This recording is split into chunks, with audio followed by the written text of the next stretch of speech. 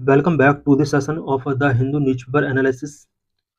Today we will discuss mainly four issues. The first issue is how social media is regulated in India. The second issue is what does the new Online Gaming Act outline, and the third issue is relationship between India and Japan. And fourth issue is about 30% of MPs and MLAs face serious criminal cases against them. So let's discuss all the issues in detail. How social media is regulated in India. India के अंदर social media को किस तरह से regulate किया जाता है, इससे रिलेटेड वेरियस प्रोविजंस को हम इस लेक्चर के अंदर डिस्कस करेंगे। Why news the supreme court said social media influencers commercialize free speech and their comments had the capacity to hurt sentiments in a diverse society which includes persons with disabilities, women, children, senior citizens and minorities। Recently supreme Court ने कहा है कि social media influencers free speech के right को commercialise कर रहे हैं। इनके जो भी कमेंट्स होते हैं वो इस डाइवर्स सोसाइटी के पीपल्स के सेंटिमेंट को हर्ट करने की कैपेसिटी रखते हैं। People such as persons with disabilities, women, children, senior citizens and minorities, इन सभी के ऊपर सोशल मीडिया इन्फ्लुएंसर्स के कमेंट्स का इम्पैक्ट पड़ता है। It said union government to work on guidelines to regulate conduct on social media, including online shows such as podcast। Supreme Court ने union government को डायरेक्ट किया है कि वो सोशल मीडिया पर पीपल के कंडक्ट को रेगुलेट करे और online show such as podcast के लिए कुछ रेगुलेशंस को फॉर्मुलेट करे। How social media is regulated in India. India के अंदर सोशल मीडिया को किस तरह से रेगुलेट किया जाता है।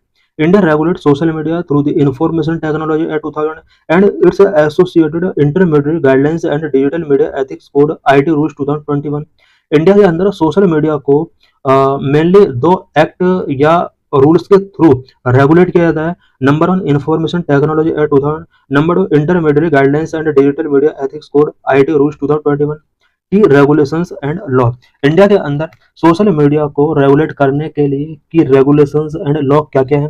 Number 1 information technology act 2000, IT act 2000 के नाम से भी इसको जाना जाता है। This foundational law provide the legal framework for online regulation. Online regulation के लिए लीगल फ्रेमवर्क प्रोवाइड कराने का जो मेन वर्क होता है वो आईटी एक्ट 2000 का होता है। ये एक फाउंडेशनल लॉ है इंडिया के अंदर। Section 69A of IT Act 2000 grant the power to government to block content that threatens the security of the nation, public order or a friendly relation with foreign state। IT Act 2000 का section 69 government को ये power given करता है कि अगर कोई भी content nation के सिक्योरिटी को थ्रेट करता है या पब्लिक ऑर्डर के लिए डेंजरस हो सकता है, उस कंटेंट को गवर्नमेंट चाहे तो ब्लॉक कर सकती है। Section 79 it provides safe harbor or protection from liability for intermediaries as long as they comply with government request and remove unlawful content। Section 79 के अंदर प्रोविजन किया गया है कि कोई भी इंटरमीडिएट अगर गवर्नमेंट के जो रूल्स हैं उसको फॉलो करेगा या गवर्नमेंट की जो भी रिक्वेस्ट है उसको कंप्लाई करेगा, अनलॉफुल कंटेंट को अगर गवर्नमेंट के कहने पर वो रिमूव करता है, देन इस तरह के इंटरमीडिएट को यहाँ पर प्रोटेक्शन गिवन किया जाएगा 79 सेक्शन के through. Number 2 information technology intermediate guidelines and digital media ethics code rules 2021। IT rule 2021 were introduced to extend regulatory oversight to social media, intermediate, digital news media and OTT platform। 2021 में IT rule यहाँ पर consolidate किए जाते हैं और इसके through social media intermediates के ऊपर रेगुलेटरी ओवरसाइट को एक्सटेंड किया जाता है, सच एज डिजिटल मीडिया के ऊपर एंड ओटीटी प्लेटफॉर्म के ऊपर भी कुछ यहाँ रेगुलेशंस इम्पोज किए जाते हैं। Content moderation platform must take steps to prohibit and remove prohibited content that threatens national security, promotes terrorism और इज ऑब्सीन। कोई भी कंटेंट जो नेशनल सिक्योरिटी को थ्रेटन कर सकता है, टेररिज्म को प्रमोट कर सकता है, इस टाइप के कंटेंट को प्रोहिबिट किया जाना चाहिए, उन्हें रिमूव किया जाना चाहिए और ये रिस्पॉन्सिबिलिटी मॉडरेटर्स यानी प्लेटफॉर्म की होगी जो इस तरह के कंटेंट को स्प्रेड कर रहे हैं। Grievance redressal a 3 level system mandate grievance officers to resolve user complaints within specific timeline. IT rule 2021 के अंदर ग्रीवेंस रिड्रेसल के लिए एक 3 लेवल सिस्टम यहाँ पर मैंडेट किया गया, जो कि स्पेसिफिक टाइम फ्रेम के विद इन कंप्लेंट्स को रिजॉल्व करने की रिस्पॉन्सिबिलिटी टेकिंग करती है। Fact checking units, the government can order platform to remove content identified as fake और misleading by government appointed fact check units. Government को एक fact checking unit यहाँ पर इस्टेब्लिश करने का यहाँ पर इसने प्रोविजन किया। किसी भी फेक और मिसलीडिंग करने वाले कंटेंट को रिमूव करने के लिए गवर्नमेंट चाहे तो प्लेटफॉर्म को यहाँ पर ऑर्डर कर सकती है। Number 3, Indian penal code IPC and Bharatiya Nyaya Samhita BNS 2023 के अंदर भी कुछ प्रोविजन किए गए हैं। This criminal law have apply to content shared on social media. Social media पर जो भी कंटेंट शेयर किए जाते हैं उससे रिलेटेड भी कुछ provisions IPC and Bharatiya Nyaya संहिता 2023 के अंदर किए गए हैं।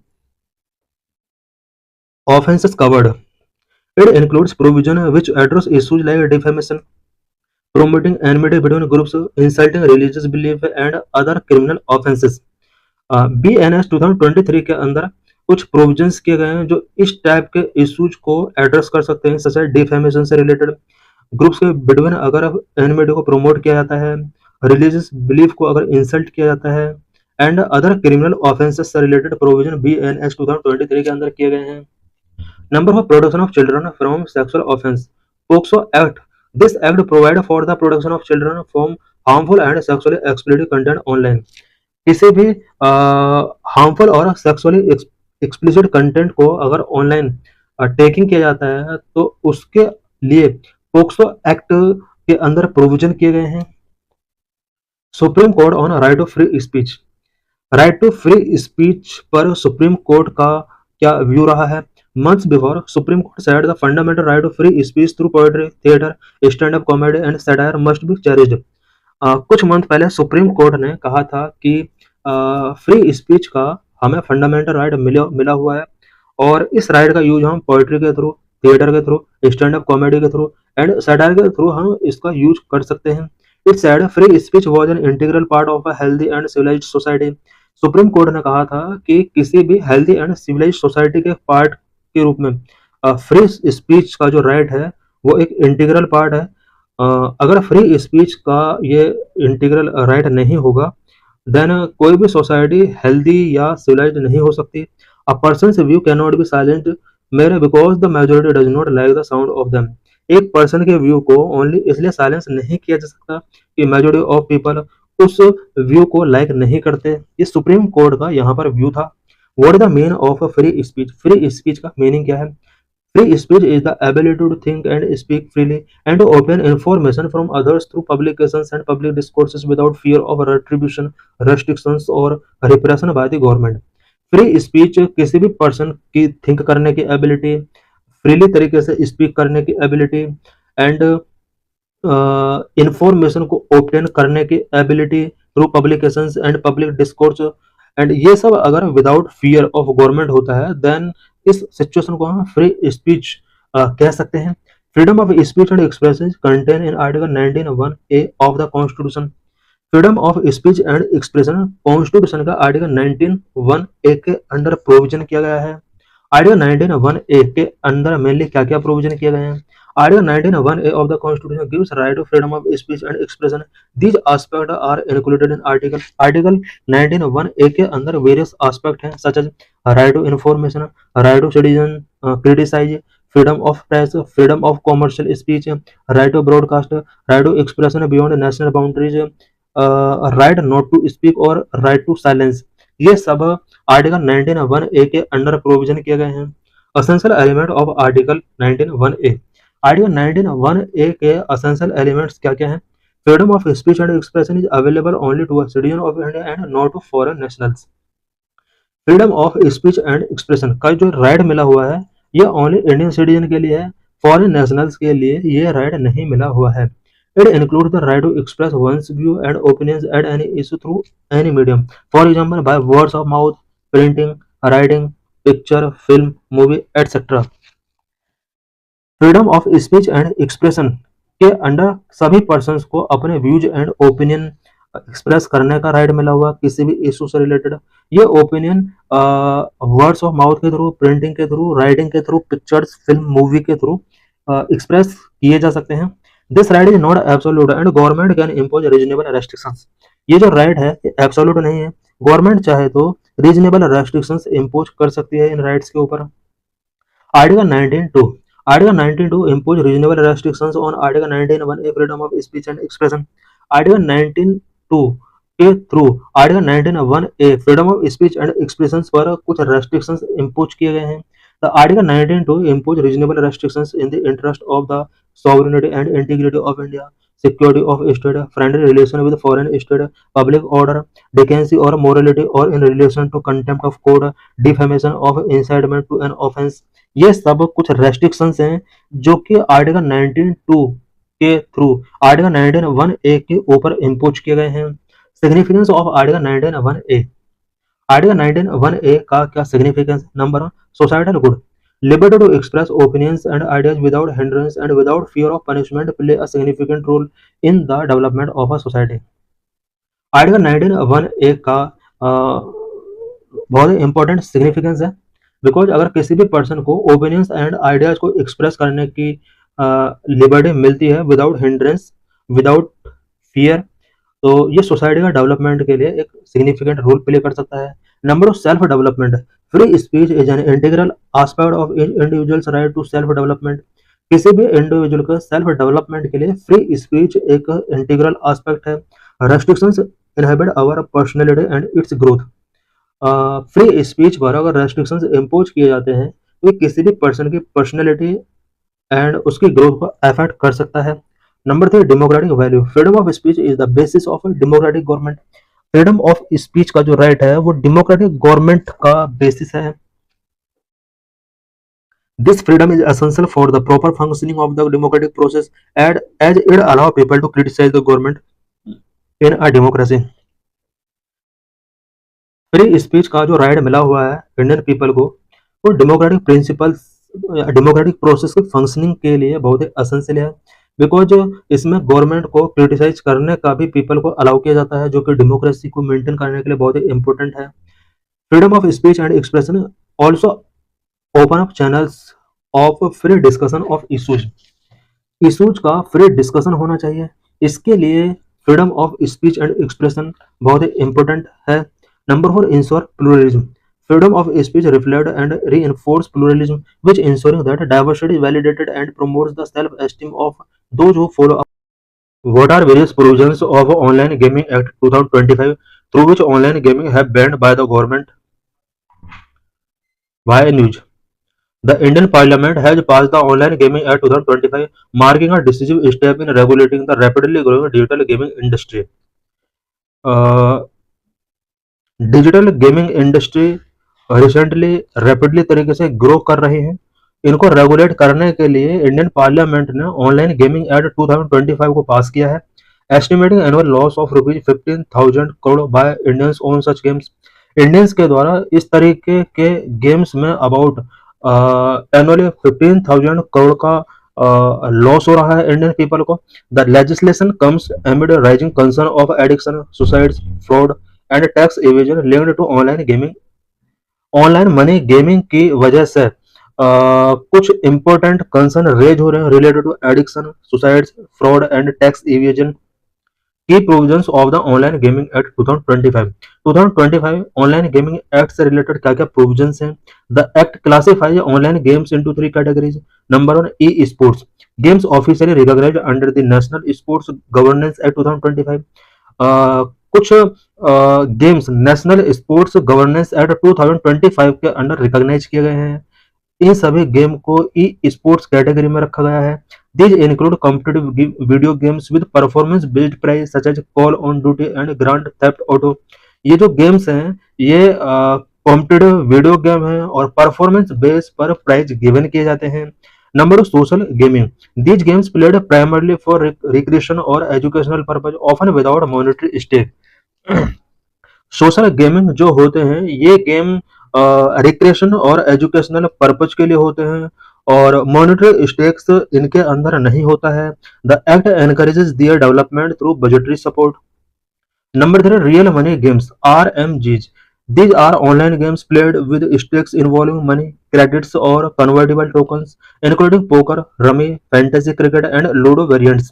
रियल मनी गेम्स जो होते हैं ये वो ऑनलाइन गेम होते हैं जिनके अंदर मनी स्टेक्स होते हैं, क्रेडिट, कन्वर्टेबल टोकन्स इन्वॉल्व होते हैं. For example poker, rummy, fantasy cricket and ludo variants.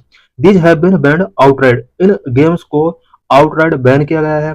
Ban extend to advertisement, celebrity endorsement and platform offering RMG. Games पर जो बैन किया गया है, गेम से रिलेटेड कोई भी advertisement, celebrity endorsement and platform जो RMG को ऑफर करते हैं, इन सभी को बैन किया गया है. Several high-profile celebrities had previously endorsed such platform, raising concern about their influence on youth. Several high-profile celebrities के द्वारा इन सभी गेमिंग प्लेटफॉर्म को एंडोर्स किया गया था, जिनका यूथ के ऊपर इम्पैक्ट पड़ता है, और ये जो इम्पैक्ट है ये कंसर्निंग इशू है. Penalties and enforcement mechanism. The act prescribe stringent penalties to curb illegal activities. Illegal activities को कर्ब करने के लिए इस एक्ट के अंदर स्ट्रिंजेंट पेनल्टीज प्रेस्क्राइब की गई हैं. नंबर ऑफरिंग और facilitating RMG up to 3 years of imprisonment और अ फाइन ऑफ ₹1 crore और बोथ. कोई भी प्लेटफॉर्म के थ्रू अगर RMGs को ऑफर किया जाता है, फैसिलिटेट किया जाता है, कोई भी पर्सन अगर ऑफर करता है, फैसिलिटेट करता है, उस पर्सन को 3 years का इम्प्रिजनमेंट प्लस 1 crore तक का फाइन हो सकता है. बोथ भी इसके अंदर इंक्लूड हो सकते हैं. Number of unlawful advertisement, 2 years of imprisonment और अ फाइन ऑफ ₹50 lakh और बोथ. कोई भी पर्सन अगर अनलॉफुल एडवर्टाइजमेंट करता है RMGs का, उस पर्सन को 2 years का इम्प्रिजनमेंट, 50 लाख तक का फाइन, बोथ भी हो सकते हैं.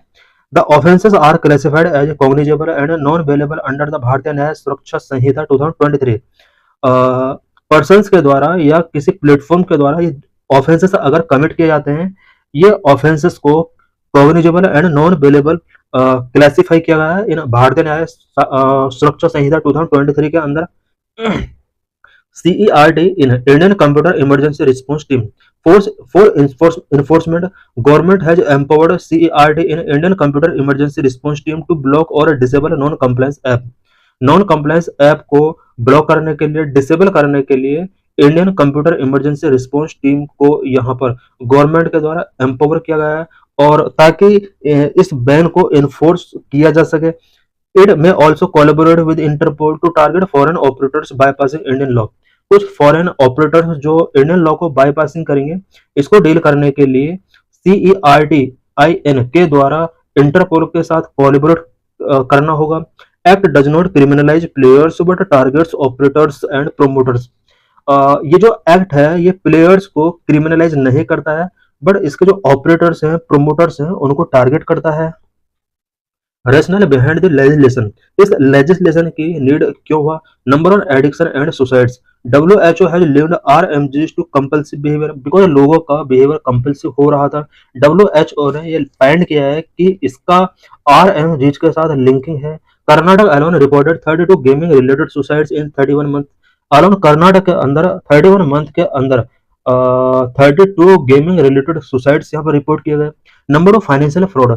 Chinese app FIEWIN 5win frauded Indians of ₹400 crore. एक चाइनीज ऐप 5win जिसने अबाउट 400 crore रुपीज का इंडियंस के साथ फ्रॉड किया है. Number 3, tax evasion. As per reports gaming firms evaded over ₹30,000 crore in GST liabilities and ₹2,000 crore in income tax. एक report के according gaming firms ने 30,000 crore rupees तक का GST इवेड किया है, 2,000 करोड़ रुपीस तक का इनकम टैक्स यहाँ पर उसने इवेड किया है. Number for money laundering and terrorism funding. Gaming portals में भी potential conduit for the terror financing. Gaming portals ऐसा माना जाता है कि ये टेरर फाइनेंसिंग के लिए पोटेंशियल कंड्यूट्स हो सकते हैं by targeting opaque algorithms and offshore operations. This act seek to safeguard users and restore transparency in the sector. Offshore operations के अंडर जो ओपेक एल्गोरिथम है, ये एक्ट उन्हें टारगेट करता है. साथ ही गेमिंग सेक्टर में ट्रांसपेरेंसी को रिस्टोर करने के लिए, यूजर्स को सेफगार्ड करने के लिए ये एक्ट बहुत ही इंपॉर्टेंट एक्ट हो सकता है। Legal and constitutional challenges. Number one, skill versus chance debate. The law does not differentiate between games of skill like fantasy, sports and rummy and games of chance।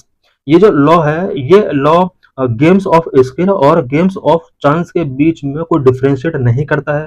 So critics argue violates article 19(1)(g guaranteeing the right to trade and occupation. Critic का कहना है कि ये जो banning है ये article 19(1)(g का violation है, बिकॉज इस आर्टिकल के अंदर right to trade and occupation का यहाँ पर गारंटी गिवन की गई है। Number 2, jurisdictional overlap. Betting and gaming comes under state jurisdiction entries 34 and 62 of the state list. Betting and gambling ये स्टेट जुरिस्डिक्शन का पार्ट है, बिकॉज स्टेट लिस्ट की एंट्री 34 के अंदर बैटिंग एंड एंट्री 62 के अंदर गैम्बलिंग को मेंशन किया गया है। State like Andhra Pradesh, Telangana and Tamil Nadu have already ban online gaming creating legal ambiguities. कुछ स्टेट ने पहले से ही ऑनलाइन गैम्बलिंग को बैन किया हुआ है, such as Andhra Pradesh, Telangana and Tamil Nadu. Number 3, supreme court intervention. Earlier ruling of supreme court held rummy and fantasy sports as game of skill. Supreme court के अर्लियर रूलिंग ने यहाँ पर यह डिक्लेयर किया कि रमी एंड फैंटेसी स्पोर्ट्स ये गेम्स ऑफ स्किल हैं। The Supreme Court has also issued retrospective GST notices to gaming firms. Further judgment will determine how far the act align with the constitutional guarantees. Supreme court के जो भी further judgement आएंगे उससे decide किया जाएगा कि ये जो एक्ट है वो कॉन्स्टिट्यूशनल गारंटीज के साथ किस तरह से अपने आप को अलाइन करता है। Promoting E sports and social gaming. Unlike the restriction on RMGs, the act actively promotes safe online gaming ecosystem. ये जो एक्ट है ये सिर्फ RMGs को ही रेस्ट्रिक्ट नहीं कर रहा है, बल्कि ये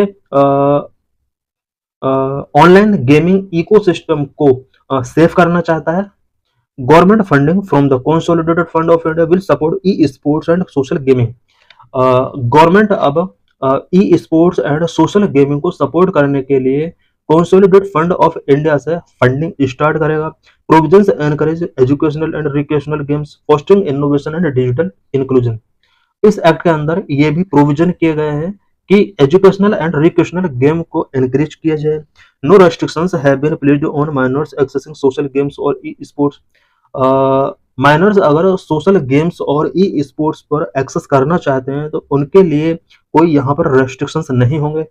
This dual approach reflects India's ambition to become a hub for competitive exam and competitive games while protecting citizens from exploitative practices. Government का ये जो ड्यूअल अप्रोच है, एक तरफ गवर्नमेंट कॉम्पिटिटिव गेम्स में इंडिया को हब बनाना चाहती है एंड दूसरी तरफ वो exploitative practices of the citizens को प्रोटेक्ट, सिटीजन्स के अगेंस्ट जो भी एक्सप्लॉयटेटिव प्रैक्टिस की जा रही है प्लेटफॉर्म्स के थ्रू सिटीजन्स को इससे प्रोटेक्ट करने की कोशिश भी गवर्नमेंट यहाँ पर कर रही है। इस तरह से government dual approach. In this session we will discuss about India Japan relations. How has the India Japan relationship evolve. India और जापान के बीच में रिलेशनशिप कैसे इवॉल्व हुए। Early exchanges. The historical connection between India and Japan began in the 6th century with the introduction of Buddhism to Japan, which carried significant Indian culture and philosophical influence. India और Japan के बीच में historical connection 6th century से start होता है जब Buddhism Japan के अंदर इंट्रोड्यूस हुआ। इसकी वजह से इंडिया और जापान के बीच में cultural and philosophical influence create हुए। Post world war second relation. In 1949 Indian PM Jawaharlal Nehru donation of an elephant to Ueno zoo Tokyo symbolise the beginning of a renewed relationship after world war second. World war second के बाद India और Japan के relations को क्या direction मिले। 1949 में Indian prime minister Jawaharlal Nehru के द्वारा जापान के लिए एक एलिफेंट डोनेट किया गया था और इसके बाद दोनों कंट्रीज के रिलेशनशिप यहाँ पर रिन्यू होते हैं। इससे पहले ही रिलेशन ये एस्टेब्लिश हो गए थे। In 1952, peace treaty was signed and diplomatic relations were established, marked one of Japan's first post-war treaties. Japan और इंडिया की वॉर के बाद, सेकेंड वर्ल्ड वॉर के बाद कुछ ट्रीटीज होती हैं। 1952 में पीस ट्रीटी साइन की जाती है एंड कुछ डिप्लोमेटिक रिलेशंस स्टेब्लिश किए जाते हैं। Post world war second Japan recovery was supported by Indian iron ore and Japan provide yen loan to India starting in 1958। World war second के बाद Japan को जितने भी इस वॉर में लॉसेस हुए थे उन लॉसेस को रिकवर करने के लिए इंडियन और आयरन ओर के द्वारा सपोर्ट किया जाता है। इसके बदले में इंडिया को जापान लोन प्रोवाइड करता है और 1958 से ये लोन यहाँ पर स्टार्ट हो गए थे। Number 3 strategic partnership. The relationship was solidified in 2000 with establishment of a global partnership. 2000 में दोनों कंट्रीज के बीच रिलेशनशिप सॉलिडिफाइड होते हैं। In 2015, the Japan and India Vision 2025 was announced outlining a framework for cooperation. 2015 में Japan and India vision 2025 announce किया गया था। इसके अंडर कॉपरेशन से रिलेटेड फ्रेमवर्क आउटलाइन किए गए थे। की areas of cooperation between India and Japan. India and Japan के बीच बिटवीन कॉपरेशन के एरियाज क्या क्या है? Number one defence and security corporation. The joint declaration on security corporation issued in 2008 set the foundation for security dialogue including the 2+2 meeting and the acquisition and cross servicing agreement ACSA signed in 2020। 2008 में India और Japan के between joint declaration on security corporation यहाँ पर issue किया जाता है और इसके थ्रू सिक्योरिटी डायलॉग का फाउंडेशन यहाँ पर स्टेब्लिश किया जाता है। इसी के अंडर 2+2 मीटिंग का फाउंडेशन भी यहाँ पर लेट किया जाता है। Acquisition and cross service agreement 2020 में दोनों कंट्रीज के बिटवीन साइन किया जाता है। ACSA was signed to facilitate reciprocal provisions of supplies and services between the defense forces of both nations। दोनों कंट्रीज के डिफेंस फोर्सेस के बिटवीन सप्लाईज एंड सर्विसेज को फैसिलिटेट करने के लिए रेसिप्रोकल प्रोविजंस साइन किए गए। Number two economic relations. India and Japan economic ties have strengthened. Japan is a significant investor in India. India और जापान के इकोनॉमिक टाइज काफी स्ट्रेंथ पे हैं और जापान इंडिया में एक सिग्निफिकेंट इन्वेस्टर रहा है। As of 2021 Japan was India's 13th largest trading partner and 5th largest investor. 2021 के अकॉर्डिंग जापान इंडिया का 30th largest trading partner and 5th largest investor रहा है। Key initiative of both India-Japan Industrial Competitiveness Partnership and the Clean Energy Partnership aimed at promoting mutual investment and energy cooperation। India और Japan के द्वारा कुछ की initiatives सच है India Japan industrial competitiveness partnership and clean energy partnership. ये ऐसे initiative हैं जो म्यूचुअल इन्वेस्टमेंट को प्रमोट करते हैं एंड ऑन एनर्जी कोऑपरेशन को भी ये बूस्ट करते हैं। Japan and India signed an MOU to formalise sister city relationship between Ahmedabad and Kobe. Japan and India ने एक MOU साइन किया जिसके under sister city relationship between Ahmedabad and Kobe को फॉर्मुलाइज किया जाता है। It mean sister city relationship जो MOU sign किया गया है वो इंडिया और जापान के बिटवीन किया गया है। Both countries also established a sister state relationship between Gujarat and Hyogo prefecture. दोनों कंट्रीज ने sister state relationship between Gujarat and Hyogo भी एस्टेब्लिश किया था। The sister city concept developed post world war second. It designed to promote peaceful relation, trade, tourism and cultural exchange between cities across different countries. Sister city concept world war second के बाद develop किया जाता है। इस concept को अगर कुछ countries के द्वारा इस्टेब्लिश कर लिया जाता है देन उन कंट्रीज के सिटीज के बीच में स्टेट के बीच में peaceful relation, trade, tourism, cultural exchange को यहाँ पर बूस्ट किया जाता है। Japan has significantly increase its investment in India pledging 5 trillion yen in 2022 to be invested over the next 5 years। India has been working on various projects including the Delhi Metro and the high speed railway initiative using Japan's Shinkansen system। Japan India के अंदर various projects पर work कर रहा है long time से such as Delhi metro and high speed railway पर भी Japan India का सपोर्ट कर रहा है। Number 3 cultural exchanges. 2017 was designated as the year of Japan India friendly exchange। दोनों कंट्रीज के बीच में कल्चरल एक्सचेंज किस तरह से आगे बढ़ाएगा 2017 को year of Japan India friendly exchange के तौर पर डेजिग्नेट किया गया था। Japan south west Asia exchange year in 2022 underscore Japan commitment to strengthening ties with India and other south west Asian countries. 2022 को Japan south west Asia exchange year के तौर पर डेजिग्नेट किया गया। ये जो इनिशिएटिव था ये जापान के कमिटमेंट को शो करता है, स्पेशली इंडिया और साउथ वेस्ट एशियन कंट्रीज के साथ जापान के कमिटमेंट की स्ट्रेंथ को ये शो करता है। Key facts about Japan. Japan is an island nation in east Asia located in the Pacific ocean. Japan east Asia का एक आइलैंड नेशन है, पैसिफिक ओशन के अंदर ये लोकेटेड है। It is an archipelago of 5 main island. 5 main island का ये archipelago है। 5 main island such as Hokkaido, Honshu, Shikoku, Kyushu and Okinawa and nearly 4000 smaller ones. कुछ 4000 के आसपास कुछ स्मॉल आइलैंड भी हैं। Japan's name means sun origin, which is why Japan is sometimes referred to as the land of sun rising sun. Japan word का जो meaning है वो सन ओरिजिन है। एंड ये इसका नेम जो पड़ा है ये कुछ कैरेक्टर की वजह से पड़ा है, और यही वजह है कि जापान को land of the rising sun के नाम से भी जाना जाता है। It is mountainous with the Japanese Alps running down Honshu and mount Fuji being the highest peak. Japan एक माउंटेनियस रीजन है, और जापानीज आल्प्स जो कि होंशु के डाउन रनिंग कर रहा है, माउंट फ्यूजी यहाँ पर हाईएस्ट पीक है। Japan experience frequent earthquake and has about 200 volcanoes. Earthquake यहाँ पर फ्रीक्वेंटली आते रहते हैं, और अबाउट 200 वोल्केनोज जापान के अंदर है। It lies along the western edge of the ring of fire. Ring of fire के वेस्टर्न एज पर यह पड़ता है। It has a parliamentary government with a constitutional monarchy. Japan के अंदर कॉन्स्टिट्यूशनल मोनर्की के साथ पार्लियामेंट्री गवर्नमेंट है। The emperor head of the imperial family and the ceremonial head of the state है। यहाँ का जो एम्परर होता है वो इंपीरियल फैमिली का हेड होता है एंड स्टेट का सेरेमोनियल हेड होता है। In this session, we will discuss about serious criminal charges against MPs and MLAs. About 30% of MPs and MLAs face serious criminal charges. An analysis of MPs and MLAs across India show that 31% of MPs and 29% of MLAs have declared serious criminal charges against them. ADR की एक report के according India के all MPs का 31% and MLAs का 29% के against serious criminal charges चल रहे हैं। A serious criminal charge includes offense where the maximum punishment is 5 years or more or those that are non-bailable. Serious criminal charges वो charges होते हैं जिनके लिए मैक्सिमम पनिशमेंट 5 और मोर देन 5 इयर्स का होता है, और ये अगर नॉन बेलेबल हैं देन ये चार्जेज सीरियस क्रिमिनल चार्जेज होते हैं। Share of MPs facing serious criminal cases.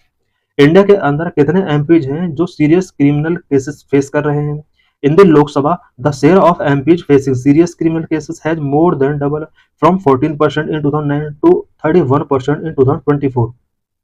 Lok Sabha के अंदर MPs जो सीरियस क्रिमिनल केसेस फेस कर रहे हैं इनका नंबर 2009 के कंपेयर में डबल हो चुका है। 2009 में जहां 14% MPs serious criminal cases face कर रहे थे, वहीं 2024 में about 31% MPs serious criminal charges face कर रहे हैं। Telangana had the highest share of MPs with serious criminal cases 71% followed by Bihar. Telangana highest share of MPs जिनके अगेंस्ट सीरियस क्रिमिनल केसेस चल रहे हैं शेयर करता है। अबाउट 71% MPs तेलंगाना के ऐसे हैं जिनके अगेंस्ट सीरियस क्रिमिनल केसेस चल रहे हैं। बिहार के 48% के अगेंस्ट क्रिमिनल केसेस चल रहे हैं।